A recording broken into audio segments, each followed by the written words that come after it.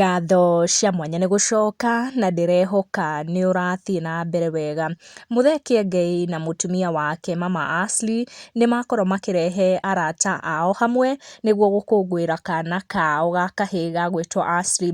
Kahĩĩ gaka nĩ gakorwo gakĩonio wendo mũnene mũno nĩ aciari ake arĩa magũkũngũyagĩra birthday yako through a lavish birthday party, na theme colour ya birthday party ĩyo yuma rangi wa blue, na nĩ ũkuona mbica cia kahĩĩ gaka kao igwĩkĩrĩtwo strategically birthday-inĩ ĩyo, na most people who attended the birthday magwĩkĩrĩte nguo cia blue na angĩ mauma na nguo cia white. Ashley turned mĩaka 5 na ithe mũthee Kiengei nĩ acokeria ngatho arata through social media pages nĩ ũndũ wa gwĩtĩkĩra gũkũngũĩra hamwe na mũtumia wake birthday ya kana kao ga kahĩĩ karĩa gakorwo gagĩkinyia mĩaka 5, na nĩ ũkuona arata nĩ makenanĩra mũno birthday party-inĩ ĩyo. Nĩ ũkuona andũ familia ta MC Jimmy Kajim hamwe na mũtumia wake, nĩ ũkuona nginya mũndũ ta Karagũ wa Mũraya, na aingĩ maronekana nĩ arata a hakuhĩ